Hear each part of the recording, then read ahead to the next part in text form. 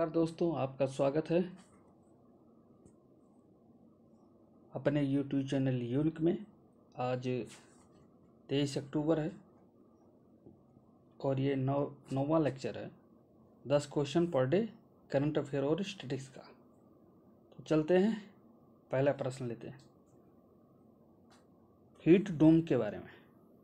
वातावरण में उच्च वायुदाब परिसंचरण डोम की तरह कार्य करता है जो सतही ऊष्मा को संग्रहित करता है और ऊष्मा तरंग के निर्माण को बढ़ावा देता है। बिल्कुल सही है। हाल ही में संयुक्त राज्य अमेरिका के पश्चिमी तट पर दर्ज उच्च तापमान के कारण हीट डोम का परिणाम था। ये बिल्कुल सही है। कैलिफोर्निया की बात की जा रही है। तो इसका आंसर क्या हो जाएगा? ये सही पूछ रहा है। इसका आंसर होगा सी। वातावरण में उच्च वायुदाब परिसंचरण डोम की तरह कार्य करता है जो सतही ऊष्मा को संग्रहित करता है और ऊष्मा तरंग के निर्माण को बढ़ावा देता है। हीट डोम का निर्माण तब होता है जब वातावरण गर्म हवा महासागरीय हवाओं को ढक्कन के समान संग्रहित करता है। हाल ही में संयुक्त राज्य अमेरिका के पश्चिमी तट पर दर्ज उच्च तापमान के कारण हीट डोम का परिणाम था। कैलिफोर्निया के डेथ वैली में 16 अगस्त 2020 को 54.4 डिग्री सेल्सियस या 129.9 डिग्री फ़ारेनहाइट का तापमान दर्ज किया गया था, जिसे पृथ्वी पर दर्ज अब तक का उच्चतम माना जाता है। 102-103 डिग्री फ़ारेनहाइट का तापमान जब बुखार होता है तो कहते हैं कि बहुत ज़्यादा हो गया भाई। और 129 डिग्री से ज़्यादा फ़ारेनहाइट का था तापमान, तो सोचिए कैसी परिस्थिति रही होगी तब। बहरहाल अगला प्रश्न लेते हैं। म्यांमार, मलेशिया और वियतनाम थाईलैंड के साथ स्थलीय सीमा साझा करते हैं। क्रा नहर एक प्रस्तावित नहर है जो थाईलैंड की खाड़ी को अंडमान सागर से जोड़ती है। दूसरा सही है। और पहला में वियतनाम जो है स्थलीय सीमा साझा नहीं करता है क्योंकि वो पड़ोसी देश नहीं पड़ता। इसमें पूछ रहा है कि आंसर कौन सा सही नहीं है, तो इसका आंसर क्या हो जाएगा? आप ए। ये रहा वियतनाम।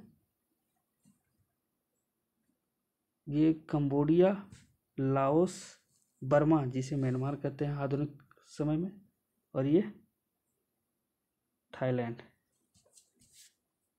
तो लाओस, कंबोडिया और म्यांमार इससे सीमा साझा करता है जबकि वियतनाम नहीं करता है।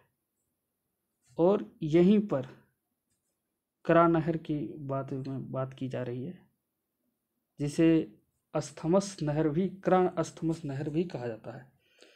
यह एक ऐसी नहर के प्रस्ताव को संदर्भित करती है जो दक्षिणी थाईलैंड के साथ अंडमान सागर को थाईलैंड की खाड़ी से जोड़ती है। यह रहा उसका चित्र, यहाँ से ऐसे निकलेगी। अगला प्रश्न लेते हैं। हाल ही कभी कभी समाचारों में चर्चित मियावाकी तकनीक क्या है? वनीकरण की तकनीक है, जापान से ली गई है। शहरों में वनीकरण के लिए की व्याख्या देखते हैं। मियावाकी तकनीक जो जापान में विकसित की गई थी और इसे शहरी क्षेत्र में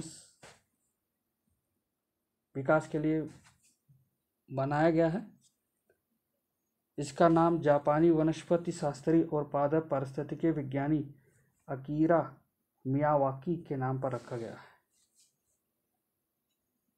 इसके द्वारा विभिन्न प्रकार के देसी प्रजातियों को 600 वर्ग फीट के छोटे से स्थान पर विकसित करना संभव है। शहरों में वैसे जगहें खाली नहीं रहती हैं, लेकिन जहाँ जहाँ जगह खाली है छोटे छोटे स्थान पर कुछ अधिक पौधे लगा दिए जाते हैं और उनका ख्याल भी कम रखना पड़ता है। उनमें खाद भी नहीं डालनी पड़ती है, जल की भी मात्रा बहुत कम देनी पड़ती, और इसके साथ साथ वो जल्दी से बढ़ते। इसका ये फायदा है ताकि वातावरण वहाँ का शहरों का स्वच्छ रहे। अगला प्रश्न, टी मल्टीप्लाई टूल यानी 2 गुना। लक्ष्य एक वैश्विक प्रतिबद्धता है जिसे 2030 तक 43 बाघ रेंज देशों की सरकारों द्वारा जंगली बाघों की संख्या को दोगुना करने के लिए निर्धारित किया गया था। ये बिल्कुल ही गलत है। 2023 नहीं, 30 नहीं, 2022 है। टी मल्टीप्लाई टू लक्ष्य रूस में आयोजित सेंट पीटर्सबर्ग टाइगर समिट में वर्ल्ड वाइल्ड लाइफ फाउंडेशन द्वारा शुरू किया गया था। ग्लोबल टाइगर फोरम GTF एकमात्र अंतर सरकारी अंतर्राष्ट्रीय निकाय है जिसे बाघों की रक्षा के लिए सदस्य देशों द्वारा स्थापित किया गया था। तो इसका आंसर क्या होगा? सी होगा।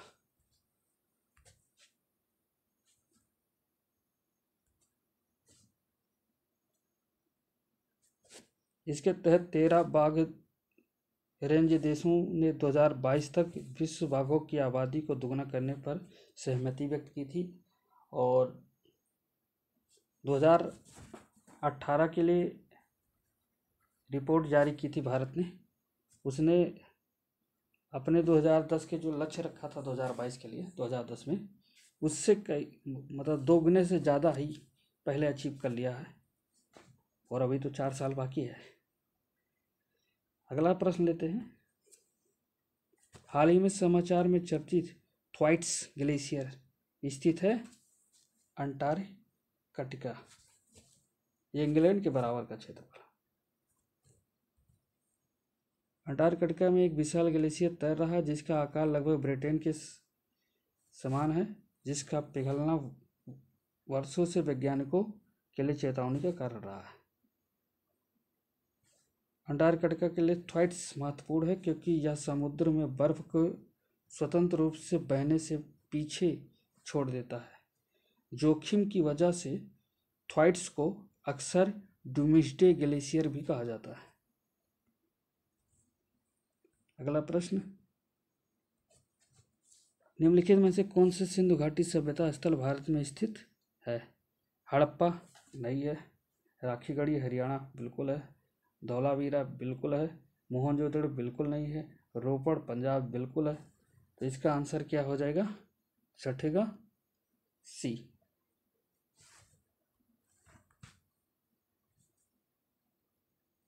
मोहनजोदड़ो और हड़प्पा पाकिस्तान में स्थित है। सेकेंड,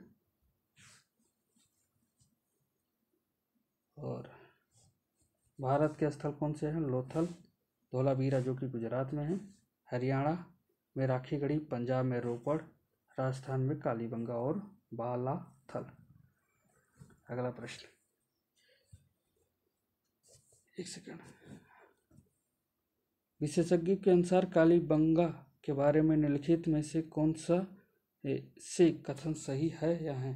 राजस्थान के कालीबंगा से प्राचीनतम जुताई वाले कृषि क्षेत्र के प्रमाण प्राप्त हुए हैं। बिल्कुल प्राप्त हुए हैं। यह एक ऐसे स्थल भी हैं जहां सर्वप्रथम पुरातात्विक रूप से दर्ज भूकंप के प्रमाण प्राप्त होते हैं। इसका आंसर क्या हो जाएगा? सी हो जाएगा।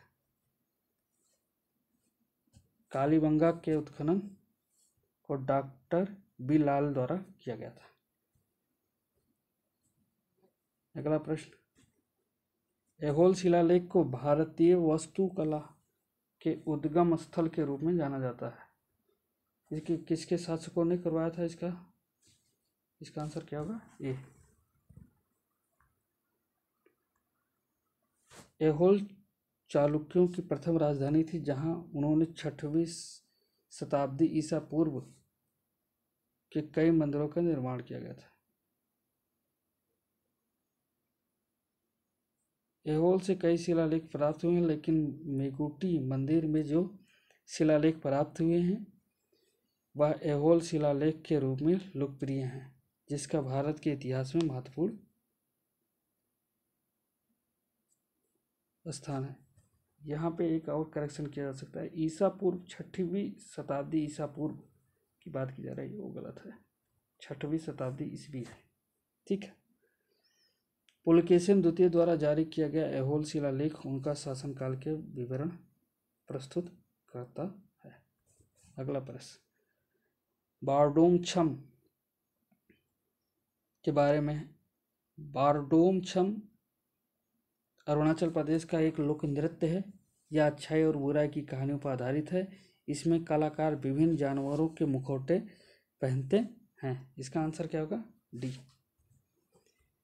पहले इस चित्र के जरिए देख लीजिए। ये देखिए, कई तरह के मुखौटे पहने हुए हैं सभी, है ना। वेशभूषा भी देखिए ताकि दिमाग में ये चीज़ें बनी रहे। बोडछम कहाँ का है? अरुणाचल प्रदेश। त्योहार के दौरान मनाया जाता है और कलाकार विभिन्न जानवरों के मुखौटे पहनते हैं। बुराई पर अच्छाई की जीत के लिए मनाया जाता है। बारडोछम पश्चिमी कामेंग जिले के शेरुडुपेन जनजाति द्वारा किया जाता है। नर्तक कई वाद्य यंत्र की ध्वनि पर इसका प्रदर्शन करते हैं। आज का आखिरी प्रश्न लेते हैं। बिहू, बिगुरुम्बा, कुम्मी और ढोल चोलम ये पूर्वोत्तर भारत के लोक नृत्य हैं। इसमें में से कौन सा सही है बताना है आपको। इसका आंसर क्या होगा? बी। बिहू कहाँ का है? असम का। बिहू त्योहार के दौरान मनाया जाता है और गायन में उपयोग किए जाने वाले गीत प्रेम का प्रचार करते हैं। बिगुरम्बा असम का विभिन्न त्योहारों के दौरान मनाया जाता है और नृत्य प्रकृति प्रेरित होता है। ढोल चोलम मणिपुर का है। होली के त्यौहार के दौरान ये किया जाता है। ढोल एक बड़ा ढोल बजाते समय नृतक कलाबाजी का प्रदर्शन करता है। तो आज का डिस्कशन यहीं पर समाप्त करते हैं। धन्यवाद।